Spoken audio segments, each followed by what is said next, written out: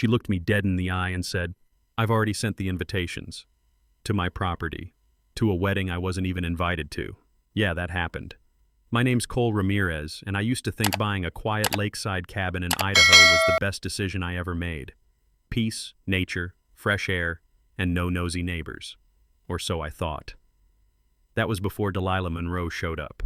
HOA president, clipboard queen. The kind of woman who says community with a smile and compliance with a threat. You know the type. Let me back up a sec. About 2 years ago, I landed this dream deal, an old cedarwood cabin on the edge of Lake Halden. Picture-perfect sunrise view, wrap-around deck, handcrafted benches, enough room to host a jazz band if I wanted.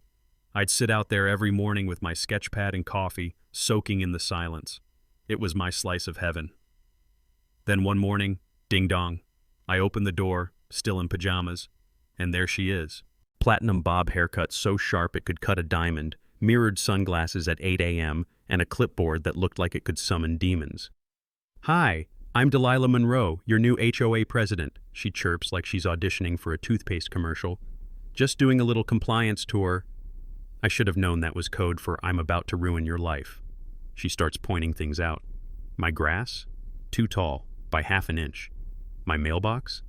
Apparently too rustic. And then she sees the deck. Oh boy. Her eyes lit up like she just discovered Atlantis. She ran her hand along the rail like she was inspecting a new car. "This deck," she whispers, "is exquisite." I didn't think much of it at first. Just another HOA nut with too much time on her hands. But she kept coming back. Every few days, new complaint. Wind chimes too loud. My coffee grinder at 7 a.m. Potential noise violation. One time she even showed up with a decibel meter. I kid you not. But no matter what excuse she used, every visit ended the same, with her standing on my patio, looking out over the lake like she owned it. One afternoon, she accidentally left a wedding magazine open on my table, right on a page featuring outdoor ceremonies. Subtle as a train wreck. Then came her daughter, Aubrey. Poor girl, probably mid-20s, sweet, clearly embarrassed by her mom. "Mom, stop," she whispered during one visit. But Delilah was too busy measuring the deck. With her feet. Heel to toe like a ballerina with a vendetta. Vendors started showing up. Caterers, florists, even a damn quartet. Just testing acoustics, Delilah claimed. They played Canon in D on my deck at 9 p.m. on a Wednesday. I hadn't agreed to anything, mind you. Then, one Thursday night, she calls me. "Cole, darling," she says, voice syrupy like expired cough medicine. "We're moving forward with the wedding plans. You'll hardly notice. We'll be out by Sunday." I told her no, firm, polite, final. Polite. Her voice dropped like a guillotine. "You'll regret being uncooperative." And then, Saturday morning, trucks, decorations, people, on my property. Delilah in a rhinestone mother of the bride shirt barking orders. "Transformation begins today," she said like she was blessing the soil. I wanted to grab a hose and spray everyone like feral raccoons, but I didn't. Instead, I called my cousin Leo. Now, Leo's a stage tech. He does concert rigs, theater setups, and he owes me for helping him design his entire business logo. I told him, "Time to pay up." He laughed, said, "What kind of favor we talking about?" I explained my situation. He got quiet, then said, "You ever seen a hydraulic tilt platform?"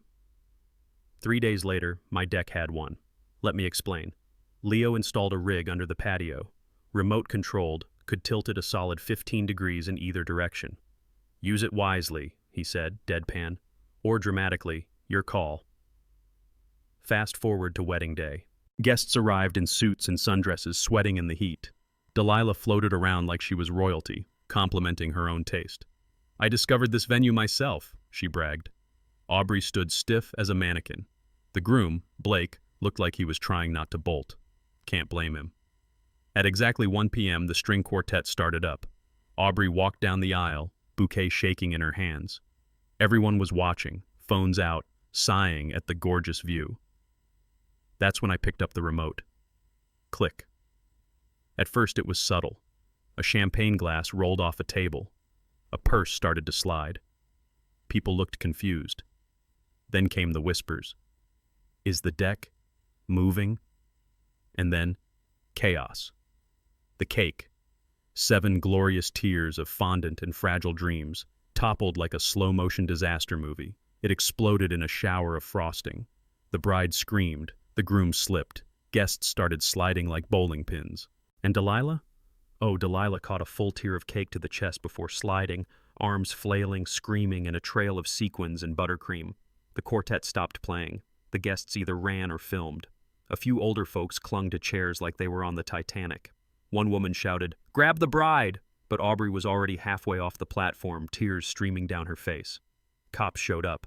Delilah, covered in frosting, shrieked, "He did this!" pointing at me like I was a war criminal.